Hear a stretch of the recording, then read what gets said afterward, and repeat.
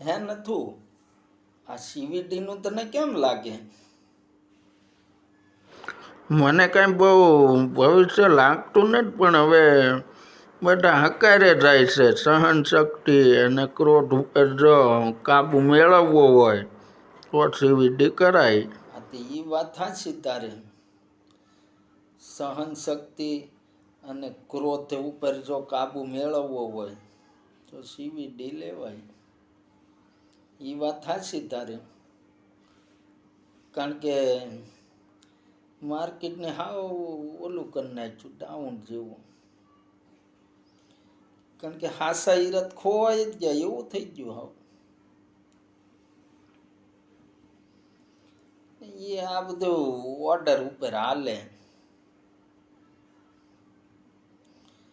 ને લગભગ વરસથી 1.5 વર્ષમાં હીરા કંઈક લાઇટ ડીમ પડી જાય એમ કે છે. હા, પડી જાય છે ને બહુ કાંઈ ટકે એવું નથી લાગતું.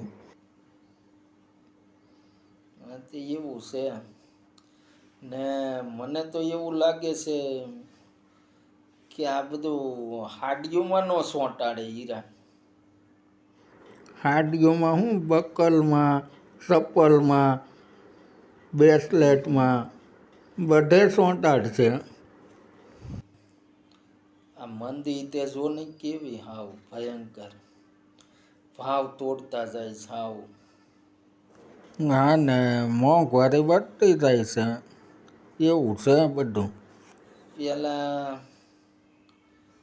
વીજળીના ભાવ હતા એવા ભાવ કરી નાખ્યા એક્સેલના.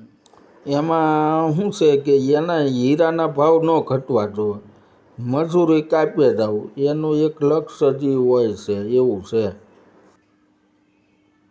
આમાં છે ને હું તને એક બીજું કહું કે આ લોકોની એક રાજ રમત હોય, દર વર્ષે ભાવ ઘટાડે જ છે બધા હપીને જ, હીરા ઉતારવા જ છે. ને આ મોંઘવારી કેવી વધતી જાય.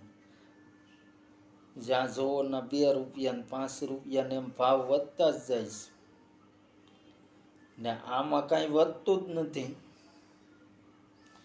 એવું છે. ને આમાં ડાઉન થતું છે. હે આમાં કોઈ સરકારી યોજના ન હોય? આમાં શું છે, મજૂર માટે તો કંઈ યોજના ન હોય, બાકી મોટા મોટા અમુક છે એની માટે ઘણી યોજનાઓ છે, મજૂર માટે નથી કંઈ. કારણ કે રત્ન કલાકારોની કોઈ નોંધ જ નથી લેતું કોઈ વસ્તુમાં.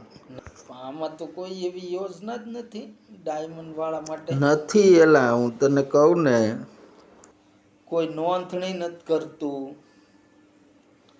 કે ભાઈ આ રત્ન કલાકાર છે ભાઈ એનું કોઈ કાર્ડ હોવું જોઈએ, એવું કાંઈ છે જ નહીં. તો ખબર પડે ને સરકારને સોંપડે કે ભાઈ આ એટલા રત્ન કલાકારો છે, આ બેરોજગાર છે, એવી ખબર પડે એમ. એવું કોઈનું કાર્ડ કે કાંઈ છે જ નહીં, કોઈ નોંધણી નથી, બધું રામ ભરોસે હાલતું એવું લાગે.